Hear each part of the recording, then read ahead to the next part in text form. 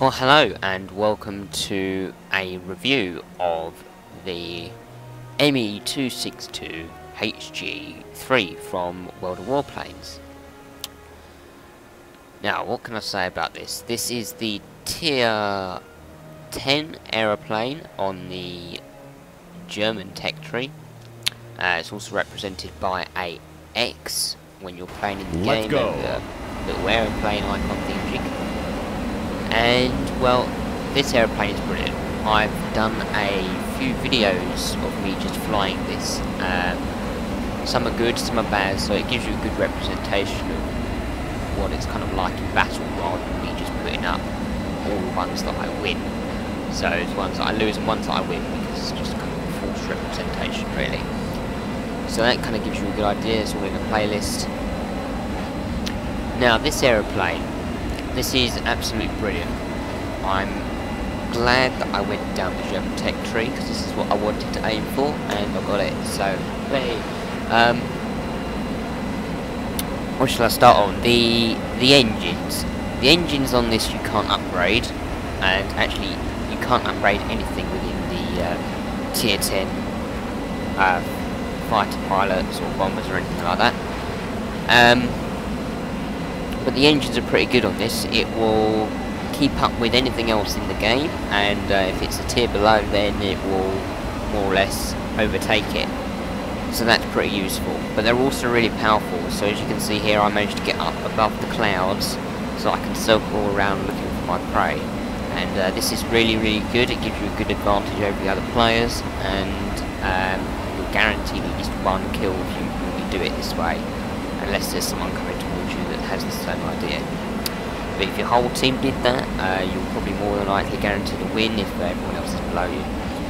So the engines are pretty good on this. If you hit the boost lasts for about 14 seconds. And you get quite a lot of thrust out of that as well. And then of course if you run the high octane fuel that's provided as one of the upgrades, it just flies. It's really, really good that the boost on. So that's something to keep hold of from being chased. With the guns, we've got 4 20mm machine guns. Before that, we had the 30mm guns. We had 4 of them in there, the Me262. But we've gone down to 20mm now.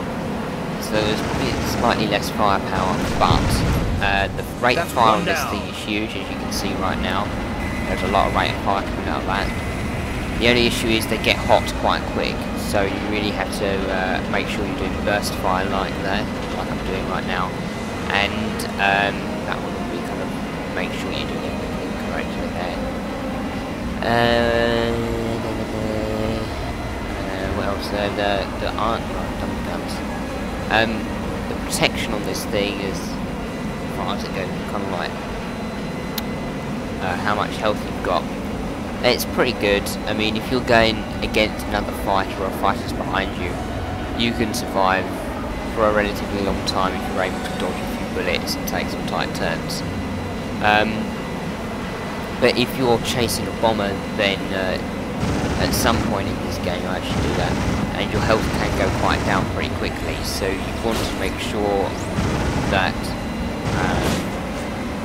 you're using your armor and health properly, because as you can see here, this is the bomber he's shooting at me right now, and the health is going down pretty quickly, so you really need to keep an eye on that, because against them kind of things it's not good enough. As far as manoeuvrability, it is pretty damn good at manoeuvrability. When you're kind of diving down at about 600 miles an hour, you can pull out of that turn before you hit the sea pretty good, if you know what you're doing. So yeah, I mean, you can take tight turns, do special manoeuvres. The airplane's pretty good at that, and it can outmaneuver the majority of other airplanes. That's 3 down. And you can cut the engines out and stuff, so you can, like here I've cut the engines out so I can keep up with the Me262 there. And so that's kind of the end of this review. I know it's been quick, but I just wanted to give you a short representation of what it's like.